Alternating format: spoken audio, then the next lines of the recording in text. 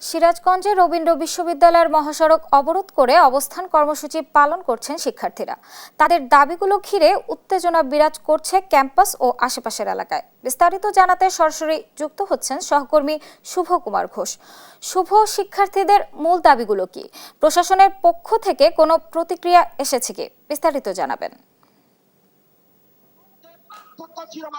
আসলে এই রবীন্দ্র বিশ্ববিদ্যালয়ে যারা চান্স পেয়েছে তারা হয়তো আমার চেয়ে 2 মার্ক বেশি পেয়েছে, আর আমি রবীন্দ্র বিশ্ববিদ্যালয়ে পড়ছি 2 মার্ক কম পেয়েছি। সিরাজগঞ্জের শাহজাদপুরে আন্দোলন নেমেছে রবীন্দ্র বিশ্ববিদ্যালয়ের শিক্ষার্থীরা।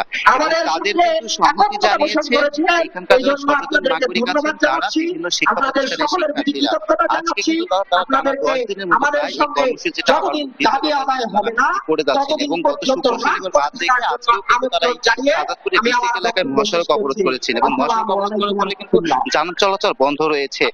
এবং এখানে কিন্তু শিক্ষা প্রতিষ্ঠানের পাশাপাশি বিভিন্ন রাজনৈতিক দলও কিন্তু তাদের সংহতি জানিয়ে এসেছেন। এখানে বাংলাদেশ জাতীয়বাদী দল, বিএনপি, জামাতে ইসলামী সহ বিভিন্ন রাজনৈতিক দল। আমরা একটু কথা বলবো যে শাহজাদপুরের সচেতন নাগরিক ফোরামের আহ্বায়ক আছেন, তারাও কিন্তু এখানে সংহতি জানিয়েছেন। আমি একটু জানতে চাইবো যে রবীন্দ্র বিশ্ববিদ্যালয়ের শিক্ষার্থীদের পাশে আপনারাও কি কি দাবি নিয়ে আসলে আজকে মহাসড়কে? আপনারা জানেন যে রবীন্দ্র বিশ্ববিদ্যালয় গত 9 বছর পেরিয়ে গেলেও স্থায়ী ক্যাম্পাস প্রতিষ্ঠা হয়নি। বিশ্ববিদ্যালয়টির শিক্ষার্থী, শিক্ষক, কর্মকর্তা, কর্মচারী প্রায় 1500। এরা মানবাধিকার লঙ্ঘন হচ্ছে মনে করি আমি, কারণ তারা রাস্তাঘাটে পথে প্রান্তরে ক্লাস করছে। চাই দ্রুত বিশ্ববিদ্যালয়ের স্থায়ী ক্যাম্পাস হোক। এই কর্মসূচির পরে আমরা আরো কঠোর আন্দোলনে যাব, কারণ শাহজাদপুরের প্রাণের প্রতিষ্ঠান এবং রবীন্দ্র বিশ্ববিদ্যালয় শাহজাদপুরের জনতার প্রতিষ্ঠান, এটি হতেই হবে স্থায়ী ক্যাম্পাস।